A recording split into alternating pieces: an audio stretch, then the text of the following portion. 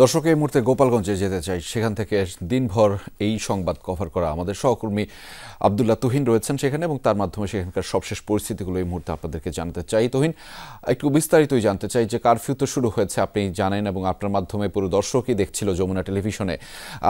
এখন সেখানকার পরিস্থিতিটি কেমন দেখছেন একটু, এবং হতাহতদের বিষয়ে সবশেষ কি তথ্য রয়েছে আপনার কাছে?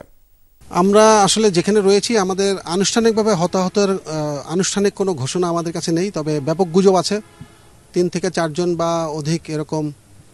তবে প্রচুর আহত আছে, আমরা দেখেছি অনেক আহতকে হসপিটালে নিয়ে যেতে, এবং এখানকার পুলিশ লাইন্সের যে হসপিটাল সেখানে অনেক পুলিশ সদস্য তারা ইটপাটকেলের আঘাতে এবং ধারালো অস্ত্রের আঘাতে তারা আহত হয়েছেন, তাদের চিকিৎসা চলছে আমরা দেখেছি।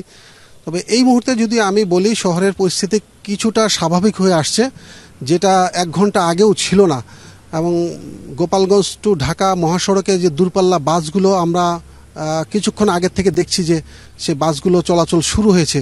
অর্থাৎ কারফিউ ঘোষণা করার পর যে অবস্থা ছিল, যে কারফিউ ঘোষণার মুহূর্ত থেকে তারা রাস্তা থেকে সরে গিয়েছে বিভিন্ন জায়গায় আমরা খবর পাচ্ছি। তবে মূল যে স্পট যেখানে সংঘর্ষ হয়েছিল দিনভর, সেই সংঘর্ষের স্পটটি এখনও পুরোপুরি ক্লিয়ার হয়নি। সেখান থেকে মানুষ আশঙ্কা বা শঙ্কা নিয়ে যাতায়াত করতে হচ্ছে। তবে মহাসড়কে যান চলাচল মোটামুটি আমরা দেখছি। কিছুক্ষণ আগে আমরা দেখেছি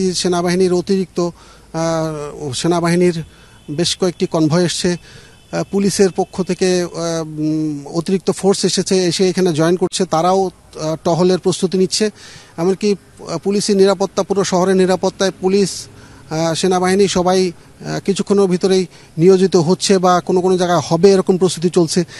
এরকম ধীরে ধীরে আস্তে আস্তে পরিস্থিতি স্বাভাবিক হয়ে আসছে। কিন্তু শেষ মুহূর্ত পর্যন্ত আমরা দেখেছি মহাসড়কে অনেক যানবাহন ভাঙচুরের শিকার হয়েছে। আর বিকেলের যে রণক্ষেত্র অবস্থা সেটা তো আপনারা দেখেছেনই। তবে এখন কিছুটা পরিস্থিতি আস্তে আস্তে নিয়ন্ত্রণের ভিতরে নিয়ে আসছেন, যেহেতু সেনাবাহিনী এবং পুলিশ যৌথভাবে পুরো শহরে একটি তল্লাশি কার্যক্রম বা চেকপোস্ট বসানোর প্রস্তুতি নিচ্ছে বলে আমরা জানতে পেরেছি। রেজা, সেই খবরের বিস্তারিত আপনার মাধ্যমে জানছিলাম। দিনভর আপনি সেই সংবাদ কভার করেছেন। ধন্যবাদ আব্দুল্লাহ তুহিন আমাদের সাথে যুক্ত হওয়ার জন্য।